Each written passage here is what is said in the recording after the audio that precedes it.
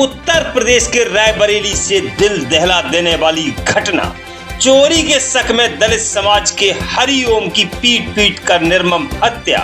मारपीट का video social media पर वायरल वीडियो के आधार पर की जा रही है हत्या आरोपियों की पहचान।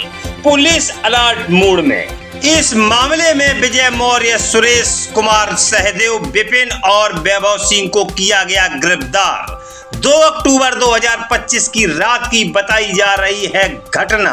रायबरेली के फतेहपुर के तुरावली गांव का रहने वाला है 38 वर्षीय हरिओम। ऊंचाहार की नई बस्ती स्थित अपनी ससुराल जा रहा था मृतक हरिओम। डाडेपुर सड़क के किनारे खड़े ग्रामीणों ने चोरी का आरोप लगाते हुए उसे पकड़ लिया और जमकर की पिटाई, जिससे हो गई हरिओम की मौत। मृतक हरिओम के परिजनों से मिलने पहुंचे दिल्ली के पूर्व कैबिनेट मंत्री और कांग्रेस नेता राजेंद्र पाल गौतम। साथ में रहे तेलंगाना के कैबिनेट मंत्री डॉक्टर विवेक वेंकट स्वामी, बाराबंकी से सांसद तनुज पूनिया, पूर्व सांसद ब्रजलाल खाबरी। मृतक के परिवार को बंधाया ढांढस और दिलाया न्याय का भरोसा। देखिए मीडिया से रूबरू होते हुए क्या कुछ बोले पूर्व कैबिनेट मंत्री राजेंद्र पाल गौतम। ऐसा लगता है जैसे उत्तर प्रदेश में अब न्यायालयों की जरूरत नहीं है, जांच एजेंसियों की जरूरत नहीं है, पुलिस की जरूरत नहीं है और लोग कहीं भी किसी को मार सकते हैं।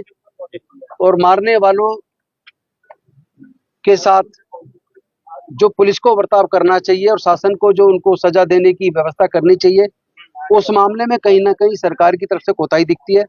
बल्कि जिस तरह जिसको मारा गया, जब अपने अंतिम क्षणों में वो राहुल गांधी कह के चिल्लाता है तो वो सब कहते हैं वो राहुल गांधी वादी, यहाँ तो सब बाबावादी है।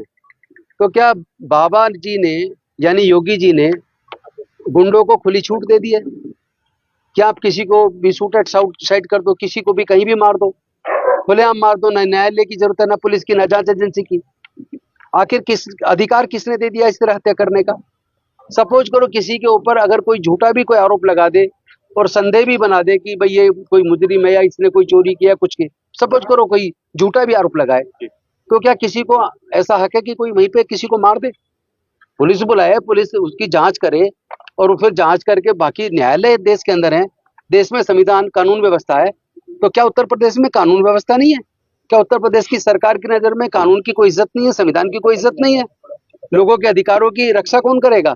अगर सत्ता के संरक्षण में खुलेआम लोग गुंडागर्दी करेंगे, अच्छा क्या बुलडोजर है केवल वो दलित लोगों के परिवारों को पर चलाने के लिए या मुस्लिम परिवारों पर चलाने के लिए? गुंडा तो गुंडा है। जो संविधान के खिलाफ काम कर रहा है वो किसी भी जाति धर्म का हो, वो देश का कैसे हो सकता है? तो देश नफरत से तो चलेगा नहीं, देश तो प्रेम से चलेगा।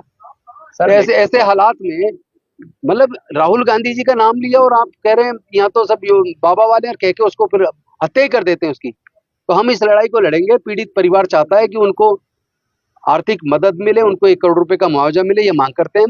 परिवार के एक सदस्य को सरकारी नौकरी मिले, उनको सुरक्षा मिले और इस घटना में जो लोग गिरफ्तार किए गए उनकी जो जांच है वो त्वरित जांच होनी चाहिए। फास्ट ट्रैक कोर्ट में मुकदमा चलना चाहिए, टाइम बाउंड मैनर में जांच करके फास्ट ट्रैक कोर्ट के माध्यम से उन दोषियों को सजा हो, ताकि कम से कम इस तरह की हरकत दोबारा कोई किसी और के साथ ना कर पाए, ये हम मांग करते हैं। सर, जिस प्रकार से पीड़ित ने राहुल गांधी का नाम लिया तो उन्होंने और पिता का बाबा का नाम, कि मैं ऐसा तो नहीं है कि पीड़ित के साथ इस बात से ज्यादा चिढ़े रहे हो कि राहुल गांधी और चंद्रशेखर आजाद से नफरत की भेंट चढ़ा दी है उसको? नहीं, नफरत तो ये है, नफरत तो राहुल गांधी चूंकि पूरे देश में जाकर सामाजिक न्याय की मांग कर रहे हैं, वंचित वर्गों के हक की लड़ाई लड़ रहे हैं, SC ST OBC माइनॉरिटी जिनका साथ उत्पीड़न ज्यादा हो रहा है और बाकी जनरल कैटेगरी के जो गरीब है, मजदूर है, किसान है, उन सब की आवाज राहुल गांधी बन गए।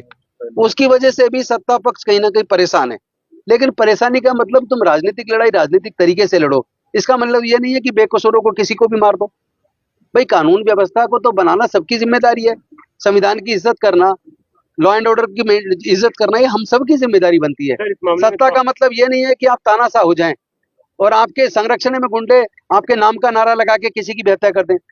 और वैसे भी आपको ये जान के ताजुब होगा और ये दुख की बात है, पेनफुल इसलिए चूंकि यूपी से मेरी जड़ें हैं, तो मुझे दुख होता है ये देख के कि उत्तर प्रदेश आज पूरे भारत में दलित उत्पीड़न के मामले में नंबर 1 पे है पिछले 10 साल से लगातार। और भारत में 5 राज्य ऐसे हैं जहां 72% दलित उत्पीड़न केवल 5 राज्यों में, और 5 राज्य बीजेपी शासित हैं। उनमें नंबर 1 पे उत्तर प्रदेश है। उत्तर प्रदेश में पूरे देश के दलित उत्पीड़न का 26.2% उत्पीड़न केवल उत्तर प्रदेश के अंदर है। उत्तर प्रदेश के बाद आपका मध्य प्रदेश, बिहार, महाराष्ट्र और राजस्थान, ये 5 टॉप राज्य हैं जहां 72% दलित उत्पीड़न के केस केवल 5 इन बीजेपी शासित राज्यों में। तो आखिर बीजेपी की सरकार कहाँ है? वो बुलडोजर सरकार कहाँ है? इसका मतलब सरकार के संरक्षण में गुंडे पाले जा रहे हैं।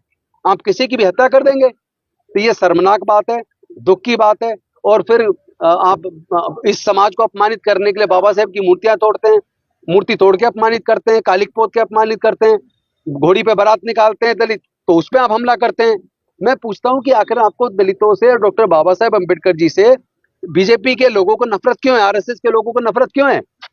जी हां साथियों, अगर अभी तक आपने हमारे चैनल शोषित जंग को सब्सक्राइब नहीं किया है तो सब्सक्राइब जरूर करें और बेल आइकन दबाना ना भूलें ताकि हर लेटेस्ट धमाकेदार खबरों की अपडेट आप तक पहुंचाई जा सके।